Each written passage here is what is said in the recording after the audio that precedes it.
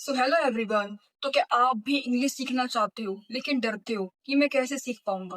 लेकिन इसमें गलती आपकी भी नहीं है।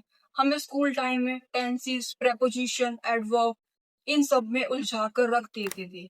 बेशक ये इंग्लिश के लिए बेसिक होता है, आना चाहिए, लेकिन अंडरस्टैंडिंग, ये रट्टाफिकेशन नहीं होना चाहिए। इंग्लिश कोई याद करने की लैंग्वेज नहीं है, आपको इसको समझना होगा। आपने कभी नोटिस किया होगा कि हमारे एनवायरनमेंट में जैसे लोग होते हैं, हम उनकी भाषा को बोलने की कोशिश करते हैं।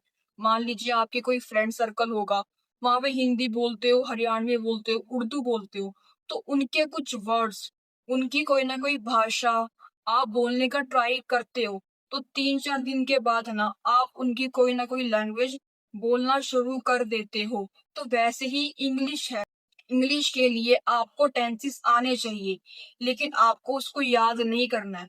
अगर आप थोड़े-थोड़े हिंदी के वर्ड्स इंग्लिश में ट्रांसलेट करने की कोशिश करोगे ना, आपको इंग्लिश आ जाएगी। आपका एनवायरनमेंट वैसा हो जहाँ पे थोड़ी बहुत इंग्लिश बोलते हो। अगर आप फ्रेंड्स के साथ में चैटिंग करते हो, तो थोड़े बहुत इंग्लिश के वर्ड्स बोला करो। काफ़ी बार होता है कि हमसे कोई प्रोनंसिएशन होती है, हम अच्छे से नहीं बोल पाते हैं। बट हम ट्राई करते हैं उसको प्रोनाउंस करने का।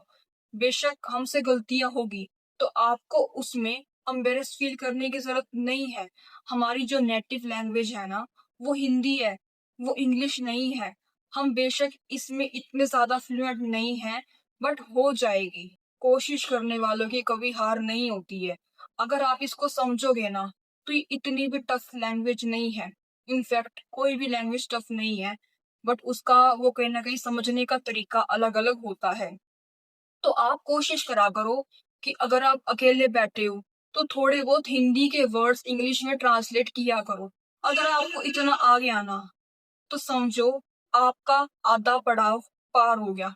क्योंकि अगर आप थोड़े-थोड़े वर्ड्स हिंदी के इंग्लिश में ट्रांसलेट करोगे ना, तो ये ज़्यादा बड़ी बात नहीं होती है। आप 1 बार गलती करोगे, 2 बार करोगे, ज़्यादा से ज़्यादा 5 बार करोगे। तो उसके बाद आप इंग्लिश में ट्रांसलेट कर पाओगे।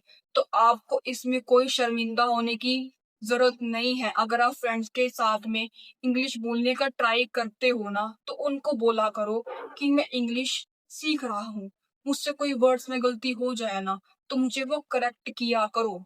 अगर आपको इंग्लिश में फ्लुएंट होना है ना, तो बस यही तरीका है।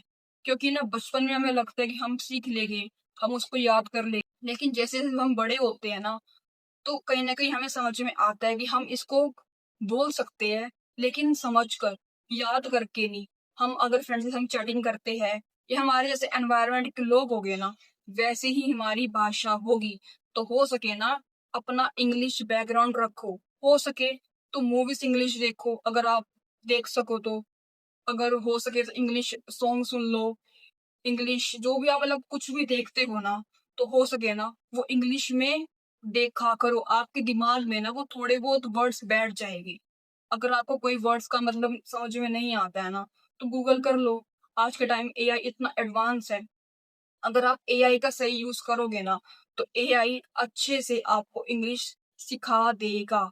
वो भी रट्टाफिकेशन से नहीं, अच्छे से समझा कर।